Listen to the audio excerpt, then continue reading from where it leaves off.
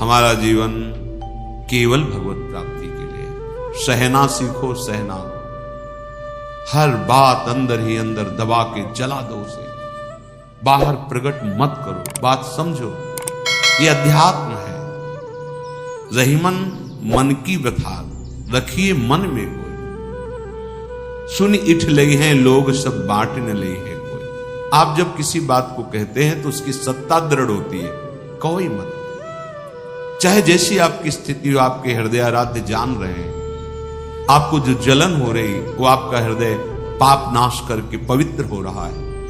ये व्यर्थ नहीं जा रहा कि मैं व्यर्थ में जल रहा हूं, नाम जप कर रहे हो। आपका हृदय किसी भी विषय को लेकर जल रहा है, वो पवित्र हो रहा है। बस बोलो मत, चेष्टा मत करो, शांत हो जाएगा, निर्मल हो जाओगे। यही उपाय है। शांत करने चलोगे तो ऐसे दलदल में फंस जाओगे कि फिर वो अशांति तुम्हें पता नहीं किस जन्म में अवसर मिले उससे निकलने का। प्रार्थना मान लीजिए, इस मन की जलन को जो सह गया उसी की भक्ति बड़ी है, और बढ़ी हुई भक्ति अजित को जीत लेती है। सहित सहित बाढ़े भगति गृह तन गुरुहितगार। अपना सर्वस्व गुरुदेव भगवान के चरणों में अर्पित करके उनकी आज्ञा के अनुसार चल रहे, बस। प्रभु दूर नहीं है। समर्पण का भाव, अहम समर्पण में सर्वस्व समर्पण हो जाता है। जिसका भगवत कृपा से ये निश्चय हो गया है बुद्धि में कि अब इस जन्म में मुझे भगवत प्राप्ति करनी है, जिसका मन निरंतर प्रभु के भजन के लिए, मनन के लिए व्याकुल रहता है, वो हृदय में ही भगवत साक्षात्कार कर लेता है। ध्यान दीजिए, कहीं ढूंढने की, भागने की जरूरत नहीं। जिसकी बुद्धि में ये निश्चय हो गया है कि इसी जन्म में भगवत साक्षात्कार करना है, फिर कुछ नहीं सुहाता। जब ये लगन लगती है ना, बहुत दम है इस लगन में, बहुत बड़ी सामर्थ्य है। भूख, प्यास, गर्मी, सर्दी, मान, अपमान, अव्यवस्था, कोई भी उसके हृदय में अपना प्रभाव नहीं डाल पाती। बस एक ही लगन, जो शास्त्र में लिखा उसको देखना चाहता हूं, उसका अनुभव करना चाहता हूं। किसी से बात करना, मिलना कुछ अच्छा नहीं, बस एक आवेश चढ़ा रहता है। नहीं, बस मुझे ये केवल लिखा पढ़ी की बात नहीं, मुझे अनुभव करना है क्या? मुझे अनुभव करना है। वो एक लगन लगती है। लगन लगन सब कोई कहे, लगन कहावे सुन जा लगन में तन मन डारे। न तन की शुद्धि है, न मन भोगों का संकल्प करता है, बस एक लक्ष्य, कैसे भगवत साक्षात्कार। नहीं खान पान ते भावे है, नहीं कोमल वसन सुहावे है, सब विषय लगे ते खारा है, हरि आशिक का मगन है।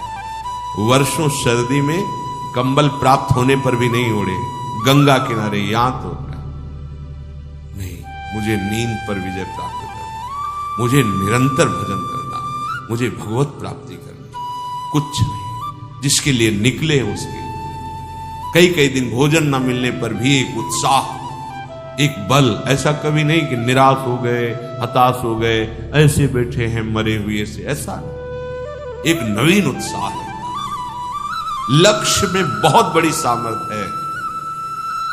फिर ध्यान से सुन लो, उस परमात्मा का स्वरूप अतुलनीय है, अनुपम है। वो चर्म चक्षुओं से नहीं देखा जा सकता। तो कैसे अनुभव आएगा? जिसकी बुद्धि ने ये निश्चय कर लिया है मुझे भगवत प्राप्ति करनी है इसी जन्म में, और जिसका मन निरंतर व्याकुल है भगवत दर्शन के लिए, भगवत चिंतन के लिए, वो हृदय में ही भगवत साक्षात्कार कर लेता है। ये बड़े महापुरुषों के वचन हैं, बहुत से महापुरुषों के अनुभव हैं। वो अपने अविनाशी अमर स्वरूप में स्थित हो जाता है, जहां मृत्यु का स्पर्श भी नहीं है। भक्तजन ऋषि भगवान का साक्षात्कार करते हैं। जैसे शहद की मक्खी आधे मास तक शहद का संग्रह करती है, फिर वो उसका पान करती है, उसी प्रकार इस जगत में भ्रमणशील ये संसारी जीव पूर्व जन्म के किए हुए संचित कर्मों से कुछ प्रारब्ध भोग लेकर इस शरीर धारण करता है, भोगता है, फिर नए कर्म करता है। बस ऐसे ही 15 दिन वो शहद एकत्रित करती, 15 दिन में वो पान करती। जन्म जन्मांतर यही क्रम चल रहा है। इस संचित कर्म को भस्म करने की सामर्थ्य जिसमें है उसे भगवान कहते हैं। उसी परमात्मा ने समस्त प्राणियों को कर्म बंधन में बांध रखा है। जो वो कर्म कर रहा है फिर उसे कर्म फल भोग अवश्य भोगना पड़ता है। अगर मुक्त होना है तो उसी परमात्मा, उसी भगवान का आश्रय लेकर निरंतर भजन, जिससे तुम्हारे संचित कर्म भस्म हो जाएंगे। आगे तुम्हें कर्म फल नहीं भोगना पड़ेगा। वर्तमान शरीर में जो निश्चित प्रारब्ध हो चुका है वो आएगा, पर भजन बल से आप उसे सह जाएंगे, आप आगे बढ़ जाएंगे। भक्तजन उसी सनातन ब्रह्म को प्राप्त करते हैं। जो पूर्ण परमेश्वर अपनी पूर्णता से ही पूर्ण विश्व का विस्तार करता है, उसी पूर्ण की सत्ता से ये स्फुरित होता है, उसी पूर्ण की सत्ता में प्राणी चेष्टा युक्त है और उसी पूर्ण में सब लय हो जाता है। उसे भगवान कहते हैं। भक्तजन उसी भगवान का साक्षात्कार करते हैं। उसी पूर्ण सत्ता से वायु का प्रादुर्भाव हुआ है और वायु से संपूर्ण सृष्टि में प्राण जीवनी शक्ति है। जो वायु को प्रकट किया, वायु से सबका जीवन चल रहा। उसी से अग्नि का प्रादुर्भाव हुआ, उसी से सोम का प्रादुर्भाव हुआ, उसी से प्राणों का विस्तार हुआ। कहां तक गिनावे राजन, हम नाम बताने में असमर्थ है, इतना उसका विस्तार है। तुम इतना समझ लो कि सब का सब वही प्रकट करने वाला, वही प्रकट होने वाला और वही लय करने वाला और वही लय होने वाला है। उसी सनातन भगवान को योगी जन भक्तजन प्राप्त करते हैं। हृदय देश में वो बड़ा सूक्ष्म रूप लेकर रह रहा है। अंगुष्ठ मात्र पुरुषोंतरात्मा लिंगस्य योगेन शयाति नित्यम। कोई भी यंत्र अभी तक नहीं बना जो जीव का अल्ट्रासाउंड कर सके या एक्सरा कर सके, ऐसा नहीं बना अभी तक। ये जीव देखो, ऐसा नहीं। हमें लगता है अभी तक मन का भी अनुभव करने के लिए केवल अध्यात्म में ही सामर्थ्य है और किसी यंत्र में तो सामर्थ्य भी आई नहीं कि ये मन है, ये बुद्धि है, ये हाँ अंतर्मुख हो गए तो अनुभव होने लगेगा कि ये बुद्धि का निर्णय, ये मन का, वो विवेक के द्वारा। कोई पार्थिव यंत्र की सामर्थ्य इसमें, फिर वो भगवत स्वरूप जो आत्मस्वरूप है उसका तो बिना ज्ञान के अनुभव भी कैसे सकता है। हृदय देश में ही विराजमान है, वो अत्यंत सूक्ष्म है, अंतर्यामी रूप से है। बस उस अंतर्यामी ने इस शरीर को अपना मान लिया, इसीलिए जन्म मरण को प्राप्त होता जैसा लग रहा है, हो नहीं रहा। ये जो जन्म मरण का अनुभव हो रहा है ये शरीर को अपना मानने से हुआ है।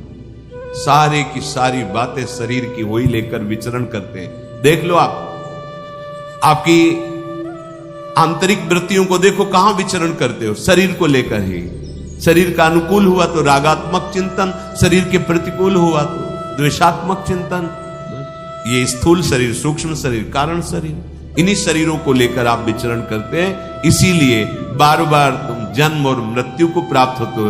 यद्यपि आप अविनाशी हैं, आपका कभी मरण हो ही नहीं सकता, पर आप भूल गए और शरीर, मरण धर्मा शरीर को अपना मानने के कारण बार बार जन्म मरण को प्राप्त हो रहे हैं।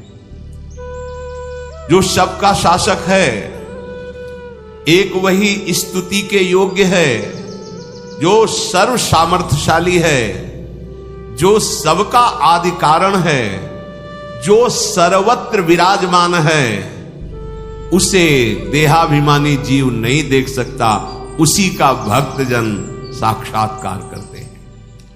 हे राजन, कोई साधन संपन्न हो या साधनहीन, वो सब में विराजमान प्रभु को नहीं देख सकता। क्योंकि जब तक वो अपने को अनुभव नहीं करेगा तब तक बाहर अनुभव कर ही नहीं सकता। लक्ष्य है जो शब्द का आंतरिक भाव है, जब तक आप अपने का अनुभव नहीं करेंगे तब तक आप अनुभव कर ही नहीं सकते। अपने को अनुभव, तो अपना तो अनुभव भूले हुए, अपने को शरीर माने हुए, तो करते रहो साधन, जन्म जन्म यत्न करते रहो। क्योंकि साधन तो है शरीर राग हटाने का। शरीर राग हटा तो अपने स्वरूप का अनुभव होता है। इसलिए बड़ा कठिन है जीवन मुक्त होना। बहुत सरल है भक्ति के द्वारा वो जीवन मुक्ति।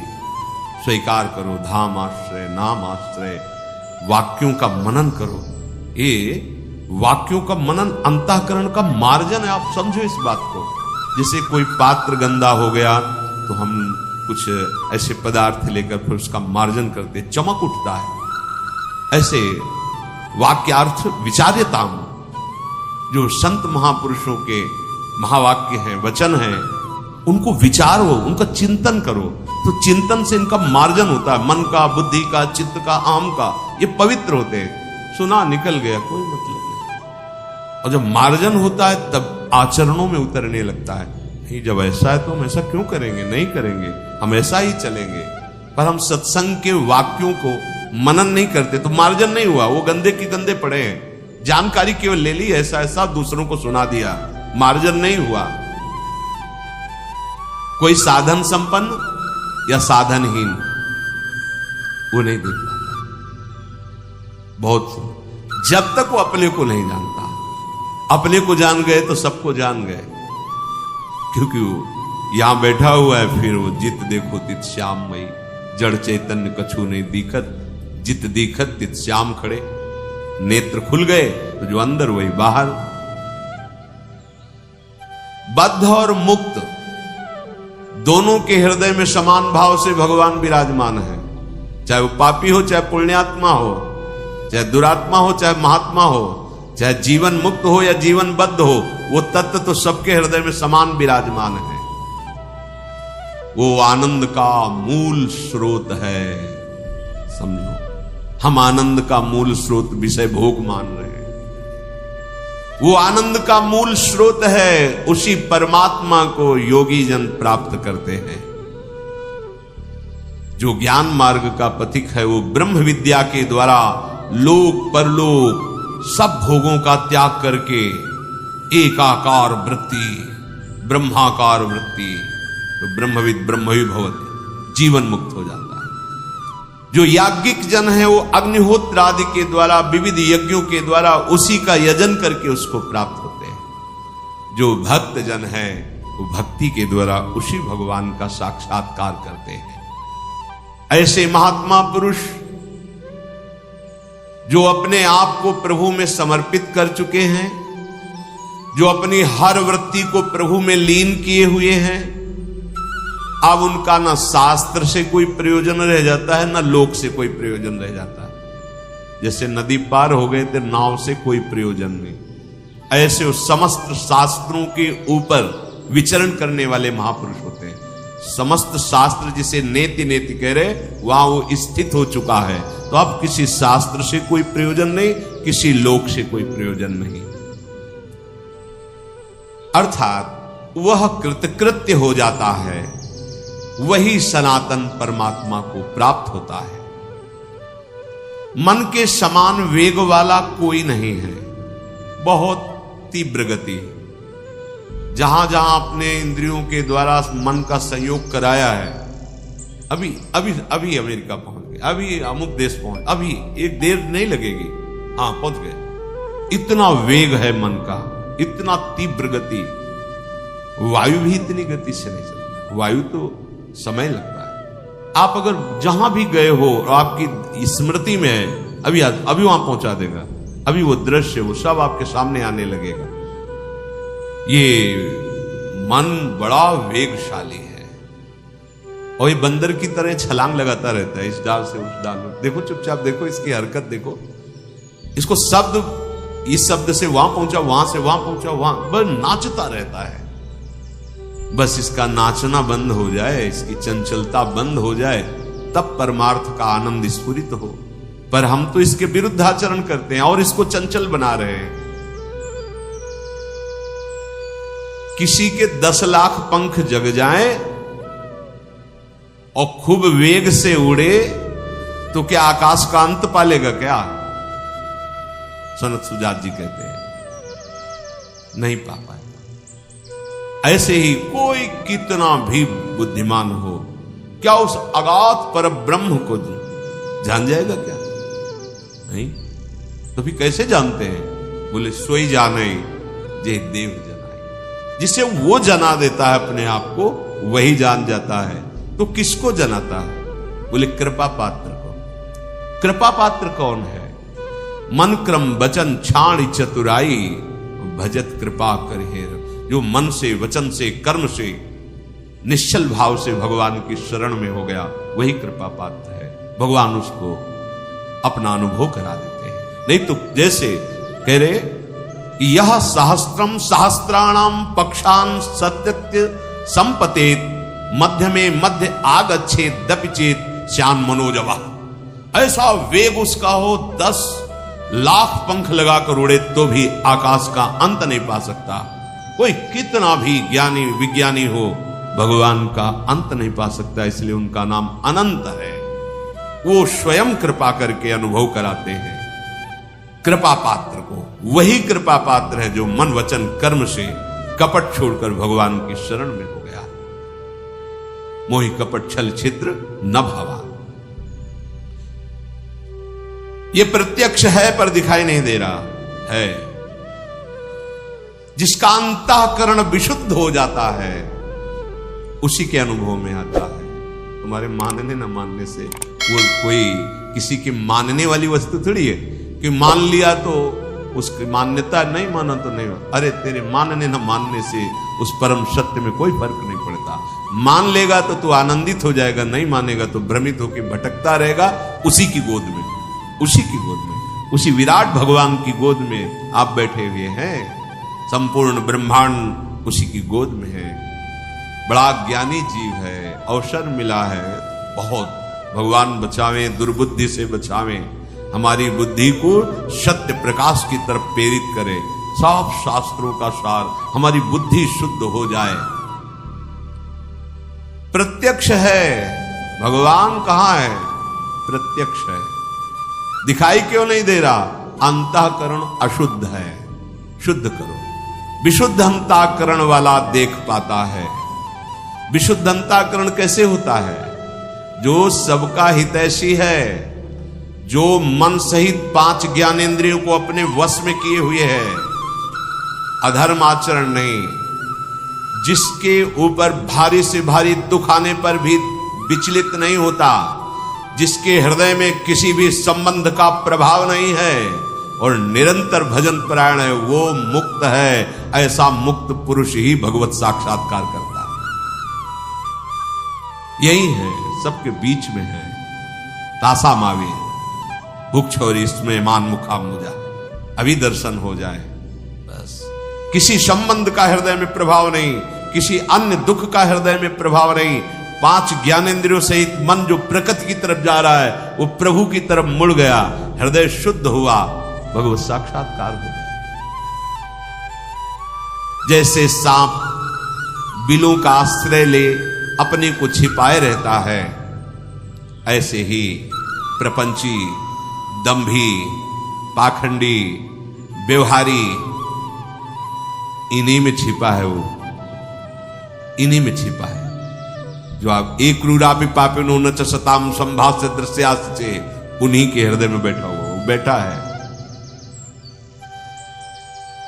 जैसे ठग रास्ता चलने वालों के मार्ग में मित्र बनकर आकर उसको लूट लेते हैं, उनको बातों से अरझा करके उनको लूट लेते हैं, ऐसे ही काम क्रोध लोभ मोह मद मत्सर भगवत मार्ग में चलने वाले पथिकों का भगवत स्मरण रूपी धन फुसला के लूट लेते हैं। क्या हुआ? गई भगवत स्मृति, भजन गया। जो निश्चय हुआ था कि भगवान के नाम में हमें सुख मिले, भगवान के धाम में हमें सुख मिले, भगवान के रूप लीला में, वो फिर भोगों में फिसला दिया। बहुत बहुत ध्यान देने की। जैसे सांप अपने आप को बिलों में छिपाए रखता है, ऐसे जो प्रपंची हैं, व्यवहारी हैं, दोषी हैं, जो नाना प्रकार के दंभ में हैं, उनके भी हृदय में वो छुपा हुआ बैठा है। स्वाराध्य बुद्धि में हमारी दृष्टि वहां। जैसे मार्ग में चलने वालों को ठग बातों में फुसलाकर उन्हें लूट लेते हैं, ऐसे सुख का प्रलोभन दे करके ये षड विकार साधक को लूट लेते हैं, उनकी स्मृति को क्षीण कर देते हैं। सुन रहे हैं तो इसका मनन भी करो। ठगों के हाथ लगे हुए, हाथ मिलाए, उनको तुम मित्र समझ रहे हो, और जो गुरु उपदेश है, वाणी उपदेश है, उसको तुम समझ ही नहीं रहे। उनको तुम जरूर रुद्ध दृष्टि से देखते हो कि हमारे अनुकूल क्यों नहीं चलते, क्योंकि तुम्हारी बुद्धि ठगों ने अपने अधीन कर लिया है। काम, क्रोध, लोभ, मोह, मद, मत्सर। ये मूर्ख मनुष्य इन ठगों पर विश्वास कर लेता है और अंत में ऐसे मोह के गर्त में गिरता है जहां से निकलना मुश्किल है। बहुत पूरा जीवन व्यतीत हो जाता है वही हाय हाय, धन, पुत्र, परिवार, ममता, जा रहा है, सबको छोड़ के जा, पर उनकी सबकी स्मृति लेकर के फिर अगला जन्म का विस्तार। सावधान। जो प्रभु के मार्ग में चलने वाले हैं उनको भी ये ठग बहुत, कोई चतुर हो तो निकल जाए, नहीं तो गिरा ही देते, लूट ही लेते हैं। चतुर कौन? जिसकी दृष्टि भजन में है। भजन छूट रहा है इसके संग से तो कोई नहीं, मुझे नहीं स्वीकार। न वो वस्तु, न वो व्यक्ति, न वो स्थान, न पद, न सुख जिसमें हमारे प्रभु का विस्मरण हो रहा, नहीं, अब ऐसा नहीं होगा। सावधान। एकाकार निकल गए, कोई भी ठग तुम्हें फंसा नहीं सकता, क्योंकि नाम रूपी रक्षक आपके साथ है। नाम पहारू दिवस पर बड़ी समस्या है, बड़ी समस्या है। नाम पर महत्व ही नहीं हो पा रहा, भजन पर महत्व नहीं हो पा रहा, भोगों पर महत्व है। स्पष्ट कह रहे, परमात्मा के मार्ग में चलने वालों को भी ये ठग प्रभावित करके लूट लेते हैं। योगी जन उन्हीं भगवान का आश्रय लेकर के उनका साक्षात्कार करते हैं। राजन, मैं सदैव प्रसन्न रहता हूं। आज तक मैं किसी के असत्कार का पात्र नहीं बना, क्योंकि मेरी स्थिति सदैव आत्मस्वरूप में, ब्रह्म में, भगवान में रहती है। मेरी कभी मृत्यु नहीं होती, ना मेरा कभी जन्म होता है। जब मेरी जन्म और मृत्यु ही नहीं तो मोक्ष किसका? शुद्ध शुद्ध आत्मज्ञान। मैं नित्य मुक्त हूं, मैं सत्य हूं, सनातन हूं, सम हूं, ब्रह्म हूं। मेरे से ही सब कुछ प्रकट हुआ है, मैं ही सब रूपों आ गए। ब्रह्मविद ब्रह्म ही भवति। प्रारंभ में किया था कि उस भगवान से अब अपनी स्थिति का बोध करा रहे हैं। मैं उसी में स्थित होकर। इसलिए राजन, समस्त भूतों में परमात्मा को देखो और ऐसी ही दृष्टि प्राप्त करो कि हर समय अखंड प्रसन्नता रहे, कोई भय नहीं। क्योंकि जो विषय भोगों में आसक्त है उसे शोक ही शोक प्राप्त होता है, शोक ही शोक। जो हार से दिखाई देता है वो भी शोक ही होता है। जैसे यथोदपाने महति सर्वतः संप्लुतोदके एवं सर्वेषु वेदेषु आत्मान मनुजानतः। महान स्वादिष्ट 18। इसे प्रमाद कहते हैं, मद कहते हैं। ये निश्चित उसका पतन करा देते हैं। पहला, कर्तव्य अकर्तव्य के विषय में विपरीत धारणा होना भारी दोष है।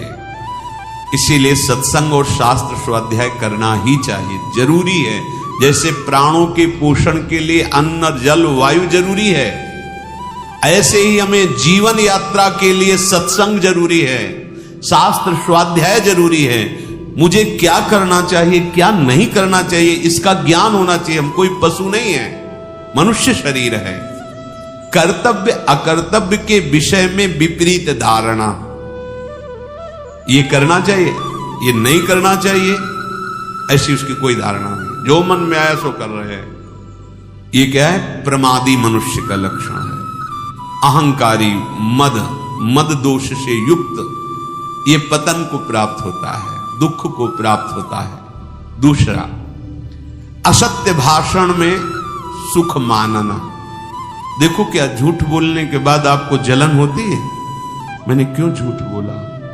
आपका हृदय जलता है? नहीं। तो प्रमाद स्थिति है।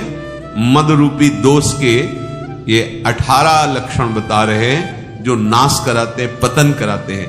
तो झूठ एक तो बोलिए मत। कहीं ऐसा अवसर हो, किसी के प्राण बच रहे हो, किसी का बहुत मंगल हो रहा हो, व्यर्थ में केवल झूठे ही लेना, झूठे ही देना, झूठे ही भोजन, झूठ चबेना, व्यर्थ का प्रपंच। झूठ क्यों बोलते हैं? झूठ राधा राधा राधा उचित बोलो। कई लोगों का मानना है कि झूठ के बिना व्यापार ही नहीं चलेगा। नहीं, ऐसा नहीं। आपकी मान्यता है ऐसी, लेकिन ऐसा नहीं है। आपकी मान्यता है, आपने असत्य को स्वीकार कर लिया, इसलिए ऐसा आपको अनुभव हो रहा है। आप सत्य पे चलिए, उचित मुनाफा लीजिए। सबको ही जानता है व्यापार मुनाफे के लिए किया जाता है, परिवार पोषण उसी से होता है। तो ऐसा नहीं कि उसमें आप झूठ बोलें कि कसम से कहते हैं 120 का लाए हैं, बस आपको कोई मुनाफा नहीं, 120 का दे दें। घर के हो आप, ले नहीं हम 120, 110 अब इसके नीचे नहीं। अब कहां गई तुम्हारी कसम? अभी बोल रहे बेमतलब झूठ। हम कितने का लाए तुम्हें मतलब नहीं, मैं 120 का देंगे आपको, लेना ले चले जाइए। हमारी दुकान में फिक्स रेट है, अली खत्म। जब लोग जान जाएंगे कि आप सत्य से चलते हो, उचित मुनाफा लेते हो, कोई मोल भाव करने वाले की जरूरत नहीं। थोड़ा ये बेईमानी से 150 रुपया ज्यादा आ जाएंगे तो जाके लाखों का हिसाब बना देंगे निकलने का। ये भी तो दिमाग में रखो। वो हिसाब ऐसा बनाएंगे, लाखों रुपया दवाइयों में जाएगा। होश में। अधर्म के द्वारा कमाया हुआ धन न इस लोक में सुख देता है न परलोक में। कह रहे हैं कि असत्य भाषण, झूठ बोलना। तीसरा है सबके गुणों में दोष दृष्टि देखना। जहां किसी की बड़ाई सुनी, शुरू हो गए कमी देखना। दोष है जैसे मदिरा पीना, व्यभिचार करना, जुआ खेलना, हिंसा करना, धर्म विरुद्ध आचरण करना, ये दोष है। इनको अपने अंदर से त्यागना है। दूसरा कोई हमारा मित्र है तो उसको सलाह दे देते हैं कि आज सत्संग में सुना है ऐसे ऐसे दोष नहीं करने चाहिए। पर अपनी क्या वृत्ति होती है कि जो वास्तविक प्रशंसनीय है, सद्गुणी, उनमें भी दोष दर्शन करना, कहीं ना कहीं छिद्र देखना और उसको विस्तार पूर्वक वर्णन करना। जो तीसरा ये पतन का मार्ग का दोष है, सबके गुणों में दोष निकालना। चौथा, हर समय स्त्री विषयक कामना से युक्त रहना। जिधर दृष्टि जाए, जहां भी स्त्री शरीर में, बस गलत भाव से देखना। पांचवा है सदा धनोपार्जन में ही वृत्ति लगाए रखना। धनोपार्जन के लिए शारीरिक सेवा, श्रम आवश्यक है, जो आपको मिला है, लेकिन मन रखो जहां कृपा निधाना। चित्त वृत्ति प्रभु के चरणों में लगाओ। अगर चित्त वृत्ति भी धन के चिंतन में लगी, शरीर भी धन की क्रियाओं में, तो फिर भोग बुद्धि रहेगी, योग बुद्धि तो रहेगी नहीं। तो मनुष्य जीवन का लाभ क्या मिला? और जब केवल धन चिंतन की वृत्ति आती है तो धर्म अंतर्ध्यान हो जाता है। छठवां, भोग इच्छा। रसेंद्री, जनेन्द्री, नेत्रेंद्री, श्रवणेन्द्री, घ्राणेन्द्री, इनका केवल एक ही लक्ष्य, भोगो भोगो। हम भोगों को नहीं भोग रहे, भोग हमें भोग रहे हैं, प्रतिपल हमें नष्ट करते जा रहे हैं। आयु, शक्ति, श्वास सब क्षीण हो रही, समझ में नहीं आ रहा, बस भोग चिंतन नहीं। आवश्यक भोग भोगने हैं, जल, वायु, भोजन, वस्त्र, उत्तम से उत्तम। जो धर्म विरुद्ध भोग हैं उनका त्याग, धर्मयुक्त विषयों का सेवन करते हुए प्रभु की तरफ चलना है। हमारा लक्ष्य प्रभु है। 7वां, क्रोध, हर समय गुस्सा नहीं, शांत रहो, शांत रहने का अभ्यास। शोक, कुछ भी नष्ट हुआ, मार अंदर से टूट गए, अब क्या होगा, ऐसा नहीं। प्रभु हैं, आज असफल हुए हैं, कल हम सफल हो जाएंगे। उत्साह नहीं तोड़ना, शोकित नहीं होना। तृष्णा, जो भोग भोग चुके हैं उनकी याद में पुनः भोगों को भोगने की इच्छा। लोभ, अधिक से अधिक और भोग संग्रह हो जाए, संपत्ति हो जाए, अधिक से अधिक। चुगली करना, किसी की भी बात सुनकर किसी और को बताना, ये सब पतन के मार्ग है। दाह, किसी के सुख को देख के जलना कि क्या करूं जिससे इसका ये सुख नष्ट हो जाए, ऐसी वृत्ति होती है। ये दाह जो होती है ये बहुत डायन स्वरूप होती है। हिंसा, किसी भी तरह से, वाणी से, शरीर से, संकल्प से किसी की हिंसा करना, दुख पहुंचाना। संताप, हर समय जलते रहना होता है। जब भगवत विमुख होता है तो हृदय जलता रहता है। शास्त्र में अविश्वास, शास्त्र की बातों में ये जो मूढ़ पुरुष हैं, भोगी जन, संसार में आसक्त जन है, वो संत और शास्त्र वाक्यों पर अश्रद्धा करते हैं, क्योंकि बुद्धि बहुत मलिन हो गई है। तो शास्त्रों में, संत वाक्यों में अरति और परम कर्तव्य की विस्मृति। परम कर्तव्य भगवत स्मरण, प्रभु को भूलाओ। ऐसा जीवन है कि लगा है अमृत तो खा के आए, मरने की तो याद ही नहीं है। बस कमाना, खूब भोग भोगना, बाल बच्चे, बस इतने में सीमित है। अरे भाई, ये तो यात्रा है, लेकिन लक्ष्य कहां है, जाना कहां है तुम्हें? कुछ क्षण के लिए तुम्हें है। ऐसे ब्रह्मलोक से देखो तो यहां कुछ क्षण जैसा लगता है। एक बार वो महाराज रैवत, बलराम जी की प्रिया का क्या नाम था, रेवती जी, महाराज रेवत, वो ब्रह्मलोक गए कि ब्रह्मा जी से पूछ लेते, कई राजकुमार देखे थे, उन्हीं से पूछ ले, तुम भाग्य में कौन सा दूल्हा लिखे हो, सीधे बता दो, हम कहां ढूंढे। वहां गए तो वहां नृत्य हो रहा था, थोड़ी देर रुके रहे। जब नृत्य आदि हुआ तो ब्रह्मा जी को प्रणाम किया, कैसे आए? बोले पुत्री ब्याह योग्य है, 2-4 कुल के राजकुमार देखे हैं, उनमें से कौन है आप ही बता दो, क्योंकि भाग्य रचयिता तो आप ही। उन्होंने नाम बताया कि अमुक अमुक राजकुमारों को। अरे बोले, पता है उनकी कुल परंपरा नष्ट हो गई। बोले क्यों? बोले जितनी देर तुम नृत्य देखे वहां न जाने कितने युग बीत गए यहाँ के। समझो, वहां थोड़ी देर सभा में नृत्य हुआ तो यहाँ युग के युग बीत गए। तुम्हारा कितना समय, 80 वर्ष, 100 वर्ष।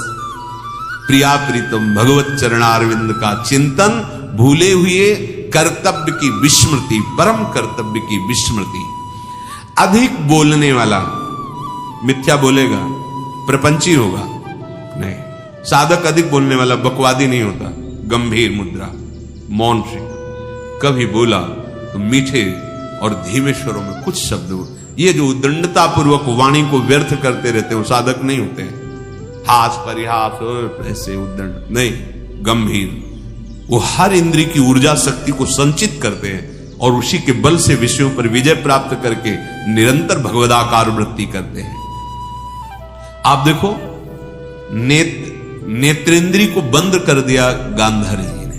जब सुना हमारे पति धृतराष्ट्र बाह्य नेत्र रहित है, बंद कर दिया, पट्टी बांध ली। देखो कितनी ऊर्जा शक्ति एकत्रित कर ली। जब महान महाभारत का युद्ध हो, देखा कि भगवान श्री कृष्ण उधर हैं तो मुश्किल हो जाएगा दुर्योधन को बचना। उनका बेटा तू निर्वस्त्र होके आजा, आज मैं पट्टी खोलूंगी अपनी आंखों की, तुझे देखूंगी, मेरी जहां दृष्टि पड़ेगी वज्र का शरीर हो जाएगा तेरा, क्योंकि मैंने नेत्र शक्ति को रोका है। ये जो आप खर्चा कर रहे हो ना, ये नासाग्र दृष्टि, नाम चिंतन भजन, उसकी हर इंद्री में पावर जो है वो समिट रहा है और उसी से ऊर्ध्व गति को प्राप्त। जितना आप इंद्रियों को खर्चा करेंगे विषय सेवन में, उतने ही अध्यात्म से गिरते चले जाएंगे। देखो नेत्र खोला, वो तो भगवान ने लीला करके, बच्चे हो क्या, मां के सामने ऐसे खड़े हो जाओगे, इतना तो ढक लो, पत्ते से ही ढक लो। भगवान अपने भक्त का प्रण पूरा करने के लिए कुछ भी कर सकते हैं। भीम ने प्रण किया था, जिसमें तुम ताल दे रहे हो कि बैठा लो द्रौपदी को निर्वस्त्र करके, इसी को महासंग्राम में तोड़ूंगा। तो अगर गांधारी की दृष्टि पड़ जाती तो भीम नहीं तोड़ पाते। वज्र का शरीर हो गया, चाहे जितना प्रहार करो कुछ बिगड़ने वाला नहीं। बस यहां तो उन्होंने कहा बेटा चूक कर दी, यहीं से मारे जाओगे। देखो दृष्टि को रोका तो कितनी सामर्थ्य उनकी आ गई। पहले जैसे ऋषिजन थे, बोल दिए सहज में कि ऐसा ही होगा, वैसा ही होगा, क्योंकि वो कभी झूठ नहीं बोलते, कभी वाणी को व्यर्थ नहीं बोलते, क्योंकि उनकी जितनी वाणी की सामर्थ्य है वो सब संचय करते थे, सत्यवादी थे, निरंतर मंत्राकार वृत्ति रहती थी। तो उनकी वाणी सत्य होती थी, उनका निर्णय सत्य होता था, उनका दर्शन सत्य होता था, उनकी चेष्टाएं सत्य होती थी। यहां कह रहे कि जो अधिक बकवादी है, बहुत सावधान। उपासक चाहे स्त्री शरीर हो चाहे पुरुष शरीर, सबसे ज्यादा वाणी से अपराध होता है। इसको मौन रखिए, आवश्यक है तो उत्तर दीजिए, नहीं तो मौन शांत। फिर आप देखिए आपके मंत्र में बार बार वृत्ति। ये तो जो भजन करते हैं, देखो आप भजन जब में आपकी जब रुचि होगी तो बोलने की इच्छा नहीं होगी। अगर आप बोलना भी चाहोगे तो एक जलन होगी, ये क्रम रुक जाएगा जो चल रहा है। और अगर बोल पड़े और थोड़ी देर रुचि ले ली तो आप देखोगे मंत्र उसमें विक्षेप पड़ रहा है, वो रुक भी सकता है। बहुत सावधान। हम बोले तो भगवत चर्चाया हित सत्य प्रिय बात बोले, आवश्यक हो तो नहीं अपना नाम चलाएं, खूब सेवा करो, शरीर से खूब सेवा करो। ये जो लोग कहते हैं काम करते हुए भजन नहीं होता, अभ्यास ठीक नहीं है इसलिए ऐसा है। खूब सेवा होती है, खूब सेवा, सुबह से लेकर के शाम तक खूब सेवा करते रहो, पर भजन निरंतर चलता रहता है। भजन में ऐसी त्रुटि नहीं होती कि हमारी सेवा करते समय भगवत विस्मृति हो जाए, नहीं, अभ्यास की कमी के कारण। तो अपने को बड़ा समझना, अपने को श्रेष्ठ समझना, जिसमें ये दोष 18 है, वो पुरुष निश्चित पतन हो जाएगा, निश्चित। वो जिसे नाश शब्द कहते हैं, नाश का मतलब होता है स्मृति का नाश, आनंद का नाश, उन्नति का नाश, जो आपको मानव देह में परम लाभ मिलना था उससे आप पतित हो गए। तो पहला है कर्तव्य अकर्तव्य के विषय में विपरीत धारणा, दूसरा है असत्य भाषण, तीसरा है गुणों में दोष दृष्टि, चौथा है स्त्री विषयक कामना का ही चिंतन करना, पांचवा है सदा धनोपार्जन में ही लगे रहना, छठा है भोग इच्छा, सातवां क्रोध, आठवां शोक और नवां तृष्णा, 10वां लोभ, 11वां चुगली करने की आदत, 12वां डाह, 13वां हिंसा और 14वां संताप, 15वां शास्त्र में अरति और 16वां परम कर्तव्य की विस्मृति, 17वां अधिक बकवादी और 18वां अपने को सबसे श्रेष्ठ मानना। इन 18 दोषों से अपने को बचाकर अपनी उपासना को परिपक्व करे। भजन करना कठिन, करके बचाना कठिन, बचा के पचाना कठिन। पच जाए तो सिद्ध पुरुष हो जाए। कृपा का स्वरूप क्या है? रसिकन संग फिरो दिन राती, रात दिन रसिकों की आज्ञा के अनुसार आपका जीवन हो। कहो कृपा उपजय के ही भांति, तो बोले रसिकन संग फिरो। कुंवरी कृपा जो प्रेरिक है, आपको प्रेरित करके अपने प्रेमी जनों का संग दिया, प्रेमी जनों की प्रेरणा से आपके मन में धाम की नाम की रुचि प्रकट हुई। तो बोले अति दुर्लभ वृंदाटवी तब रूप दिखावे। राधा राधा राधा, प्यारी जू के चरणों की ठसक ये रसिकों के संग से आएगी। प्यारी जू की कृपा, रसिकों का संग, रसिकों की कृपा, प्यारी जू का रंग। नीतिक धर्मिन संग तो रंग बढ़त, नित नित सरस। अति दुर्लभ वृंदाटवी, तब रूप दिखावे। ये वृंदावन स्वयं कृपा करके आपके नेत्रों में झलकने लगेगा। ये वृंदाटवी बहुत चिदानंदमयी है। केवल जब आप प्यारी जू की अनन्यता और चिंतन में आ जाएंगे तो आपके सामने का दृश्य बदल जाएगा, ऋतु बदल जाएगी। आप भले कमरे में बैठे हैं लेकिन आपका दृश्य बदल जाएगा। सुंदर सुंदर दिव्य लताएं, ऐसी शोभा, झिमझिम कभी बारिश हो रही है, प्रिया प्रीतम झूला झूल रहे हैं, पक्षियों की मंडलियां कुहकर, यानी कि आप भाव में देख रहे हो। खुले दृश्य बदल जाता है, खुले में सब अंतर ध्यान, जो चिंतन का विषय वही सामने।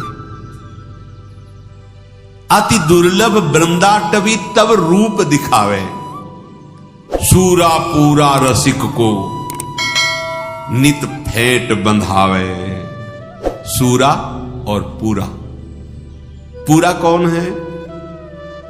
प्रियालाल के सिवा जिसका कोई भी चिंतन नहीं है वो पूरा है। और शूरा कोई भी विषय भोग जिसे परास्त न कर पावे, कोई सुख जिसे आकर्षित न कर पावे, वही सूरवीर है। और पूरा कौन है? जिसके हृदय में प्रिया प्रीतम के सिवा कोई नहीं, एकमात्र संबंध।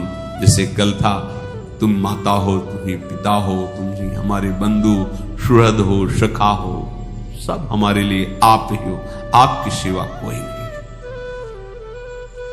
कह शूरा पूरा, जुगल सानिध्य को निरंतर जो अनुभव कर रहा है वही पूरा है।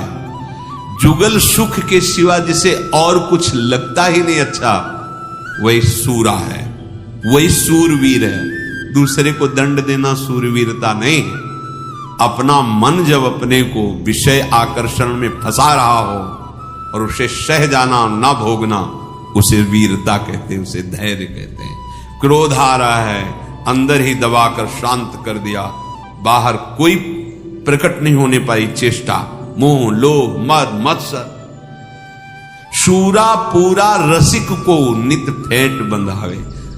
जैसे कहते हैं ना कमर कस के कार्य में लगना, तो ये रसिक जन कमर कसवाते हैं आजीवन वृंदावन, पूरे परिवार से बैराग, संसार से बैराग, भोगों का त्याग। इस मार्ग की फेंट कसती ही है सत्संग से, संतों के संग से। रोज उन्नति आपकी होगी। ध्यान से सत्संग सुनो, एक दिन तुम्हारे निश्चय हो जाएगा कि अब कुछ भी हो, अब ये जन्म तो हमने प्रिया प्रीतम वृंदावन को दिया। सुनते सुनते देख ले, धाम बड़ी अपार महिमा है, सत्संग का प्रभाव। अगर आप ठीक से सुनोगे और मनन करोगे तो रोज अध्यात्म उन्नति होगी। ये बड़ी दुर्लभ बात है। संसार के मार्ग में उत्साहित होकर तो सब चल रहे हैं, लेकिन संसार के भोगों का त्याग करके, सच्ची बात, संसार के भोगों का, संबंधों का, जिस रुपए के लिए पूरा जीवन अर्पित किए हो, तृणवत सब त्याग करके और पूरे रज लगा करके प्रियाजू को जीवन अर्पित करके हर कष्ट सहने के लिए धामवास कर। ये देखो सत्संग की महिमा, ये देखो धाम की महिमा, ये देखो जीवन पर हमारी लाडली जी की कृपा का प्रभाव कि अपने सब लोग जिन भोगों के लिए पूरा जीवन अर्पित किए लोग, उन भोगों को त्याग कर, देखो सब सुविधाओं में जीना चाहते हैं, लेकिन सुविधाएं तो सुंदर वहां है जहां आपने कमाया है, घर परिवार सब। सुविधाओं को, नौकरी पेशा को छोड़कर आजीवन दुख सहकर प्रियाजू की ये कौन कमर कसाया आपको? तो कह रहे सूरा पूरा रसिक को नित फेंट बंधावे, तब ठहरे रस खेत में। ये रस खेत है, ये प्रिया प्रीतम का अद्भुत प्रेम विलास जहां हो रहा है। बड़ी दुर्लभ वस्तु है श्रीधाम। जब किसी रसिक की कृपा होती तब हृदय निष्ठा को प्राप्त होता है।